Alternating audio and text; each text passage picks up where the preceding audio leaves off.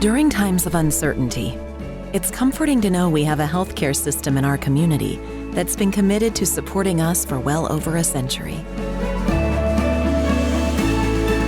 In this current time, we are standing together, and our bond is stronger than ever. KDMC, caring for our community like no one else can.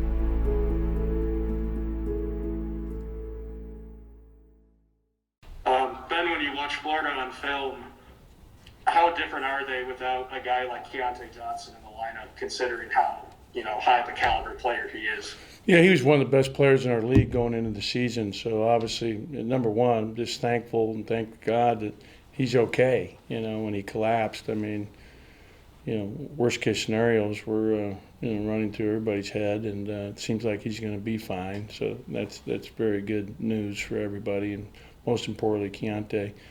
But he's a great player, and I'm sure he'll be back in time. He's a hell of a player. They're still a very good team. I mean, I watched their last couple games here, and their big kid Castleton had the best game of his career against Ole Miss the other night with 27 blocks and a double-double, over 20 points. I mean, he was really, really effective.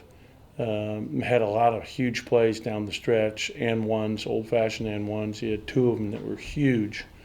And he's a really good player. Trey Mann's one of the best guards in our league. He's just incredibly talented. He's grown from a year ago. He's probably closer to 6'5" now. Plays the point, handles it, shoots it. Great athlete. Really hard to guard off the dribble. Very aggressive to score. Very good defensive player. He does it all. I mean, they've got some really talented kids, and they're a force to be reckoned with. Their guard play is so tough. We'll swing it over to Paul Jones. Paul, go ahead. Coach, I got a couple questions. Just first of all, how was the locker room after the disappointing loss to Texas A&M, and any update on JD? Yeah, very disappointed. Everybody was disappointed and hurt. We had a great opportunity to get to 4-1. It didn't capitalize on it. Today we'll have a practice. Yesterday we did a walkthrough. We lifted, but we didn't do anything up and down yesterday, or really even tape, which I thought was important because I'm playing, some guys so many minutes. It had been really hard to demand that and then get a good practice today and be ready for tomorrow's game. So we expect to have a good practice today and, really good preparation for this Florida team. In terms of JD was back with us yesterday and actually worked out a little bit. He'll practice some today, but won't be available for the game. We'll swing it up to Columbus and John Sokoloff. John, go ahead. How's it going, Ben? Good. Kind of based off that question there, what is kind of like the mood of, even if you said it was just like a workout or walkthrough, what is kind of the mood of the practices been? You think, how eager are your guys to get back out there? Yeah, kids their age, they recover real well. I think we'll have a good focus in practice today. Obviously, the day after a disappointing loss, a late game, yesterday they were subdued, but they did a good job in the weight room. And we watched film from the game and tried to learn from, some of our mistakes and, grow from it and understand, our shortcomings and why we lost. We've got a great group. These kids are great kids and good leadership. And a quick follow-up. You mentioned after the game on Wednesday about the press that was kind of giving you issues. How much have you kind of addressed that with them, and what are you all going to really have to do? Yeah, I really tried to put that on my shoulders. We should have been more aggressive looking to really attack it. And we talked about that. We talked about it yesterday with them. And, that's something we'll do, moving forward. And we'll see you press tomorrow. We'll swing it over to Fayetteville, Arkansas, and we'll go to Bob Holt. Bob, go ahead. Hey, Coach, how you doing? Good, Bob. How are you? I'm good. You're looking good. You must be like the only guy in the U.S. that's not putting on weight during this pandemic. I know I'd put it on. Hey, I know this is obviously an abnormal year, hopefully 1 in a million, and with the pandemic reducing crowds and the home court advantage, obviously what it normally would be. But SEC teams in conference games are 15-4 on the road. Does that surprise you a little bit? Just what do you think about the road experience and just how road teams maybe have a better shot this year than usual? Yeah, I think it's obvious because you don't have the same amount of noise and crowd support at home. And I'm surprised that the numbers are. I thought it'd be a little more like 50-50, but that, and I think it'll even out. I mean, I still think it's an advantage to be at home versus on the road. You didn't have to travel to get there. You're sleeping in your own bed the night before a game.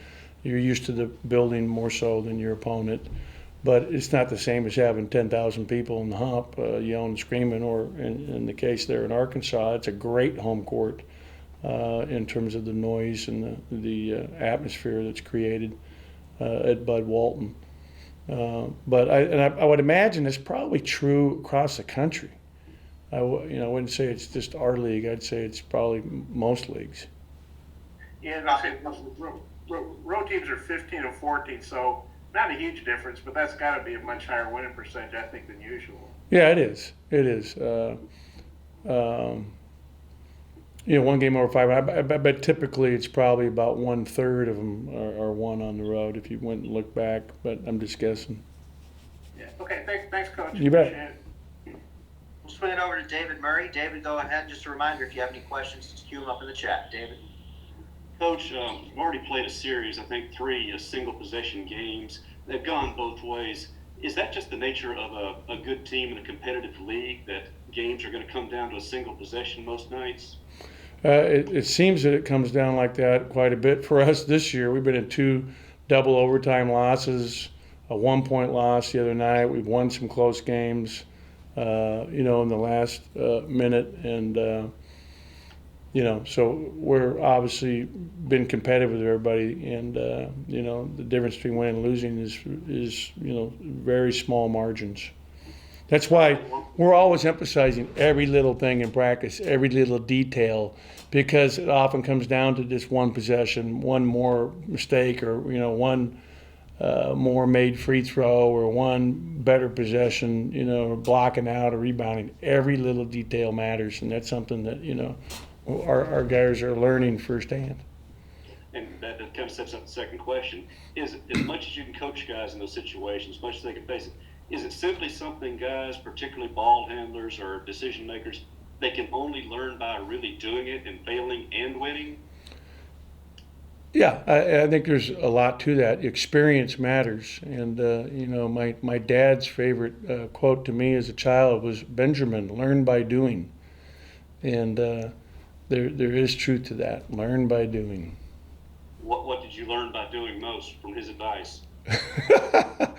Oh, it was a multitude of things. Learn to do my chores and not forget. Learn so many different things. But he loved to say that. He was a pastor. He was a minister. So there's probably something biblical in nature in that statement. Thank you. We'll swing it back to Columbus and John Sokoloff. John, go ahead.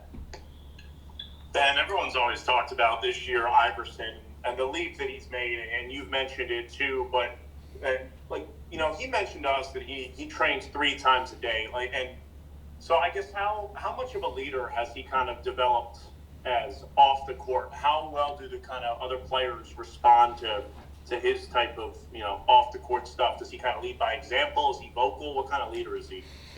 Yeah, I mean, I think he's a lead by example guy, but he has great relationships with everybody. He's just a really nice young man. I mean, the guy's a great kid. He's very, pleasant. He's always, got a smile on his face. He's just, he's that type of kid. The glass is definitely half full. And he has a very positive, attitude, and that, exudes from his personality.